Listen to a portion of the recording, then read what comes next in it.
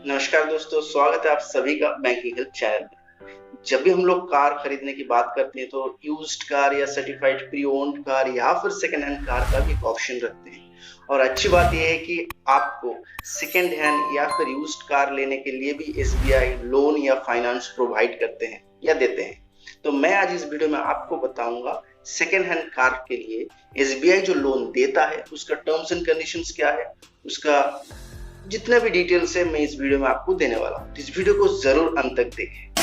You're a superhero.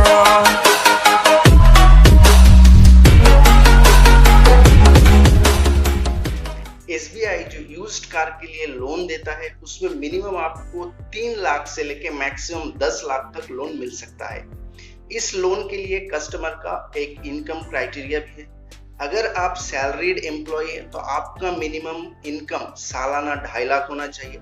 अगर आप self employed है या फिर कोई बिजनेस कर रहे हैं तो आपका इनकम सालाना मिनिमम 3 लाख होना चाहिए। अगर आप कृषि रिलेटेड या एग्री रिलेटेड कुछ काम करते हैं, एग्री से रिलेटेड कुछ काम में नियुक्त हैं, तो आपका सालाना इनकम मिनिमम 4 लाख होना चाहिए, तो ही आपको एसबीआई इस स्कीम के अंदर लोन दे सकता है।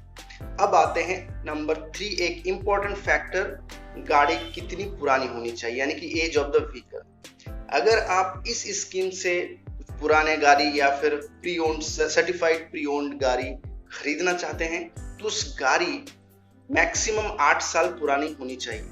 अगर उस गाड़ी का उम्र 8 साल से ज्यादा है तो एसबीआई आपको लोन नहीं देगा। यानी कि कुल मिला के बात यह है कि आपको अगर कोई भी पुरानी गाड़ी खरीदना है और इसमें से लोन भी लेना है तो उस गाड़ी का उम्र 8 साल से कम होनी चाहिए।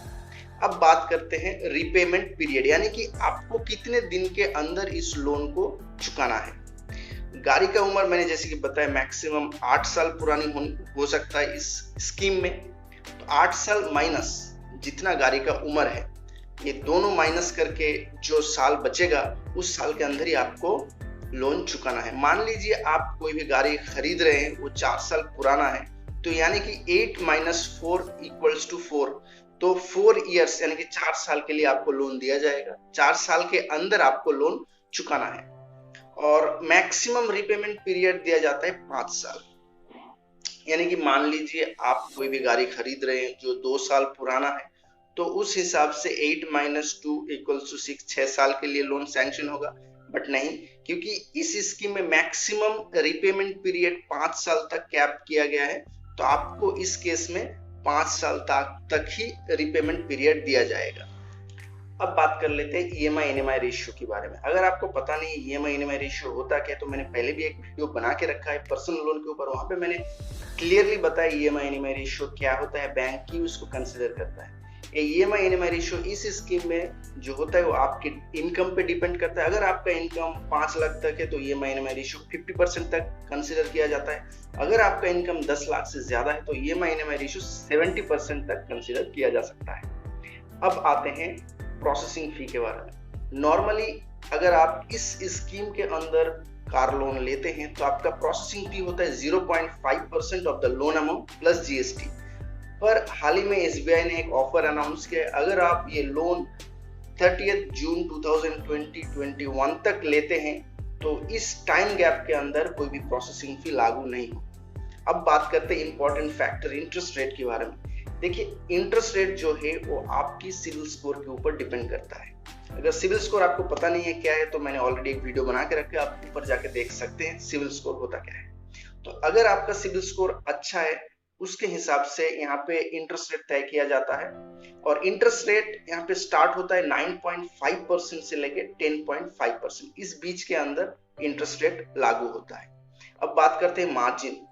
कार का जितना प्राइस है उसका 20% आपको अपनी पॉकेट से मार्जिन अमाउंट पे करना होता है और बाकी 80% बैंक फाइनेंस करता है या लोन देता है। तो ये लोन लेने के लिए आपको क्या क्या डॉक्यूमेंट्स बैंक पे सबमिट करना होगा। पहले तो आपको एक एप्लीकेशन फॉर्म बैंक से मिल जाएगा, उसको फिलअप करना है। एप्लीकेशन फॉर्म के साथ आपको अटैच करना है प्रोफॉर्मा इनवॉइस, यानी कि कार का जो प्राइस है उसका इनवॉइस। फिर उसके बाद जो सेलर है उसकी आरसी बुक का एक कॉपी और उसकी इंश्योरेंस का एक कॉपी आपको एप्लीकेशन के साथ अटैच करके बैंक में सबमिट करना होता है। और एक यहाँ पे एक इम्पॉर्टेंट फैक्टर है कि अगर लोन लेने के बाद कोई भी मंथ में आप अगर EMI या इंस्टॉलमेंट स्किप कर जाते हैं या फिर पे ठीक से नहीं करते तो ओवर ड्यू अमाउंट के ऊपर 2% पेनल्टी या फिर चार्ज एप्लीकेबल होता है। तो ये था इस स्कीम के बारे में फुल डिटेल्स। अगर आपके मन में कोई भी डाउट है तो आप मुझे बेझिझक कमेंट कीजिए कमेंट बॉक्स में, मैं आपको जरूर रिप्लाई करूंगा। तो मिलते हैं नेक्स्ट वीडियो में, तब तक के लिए थैंक यू, धन्यवाद।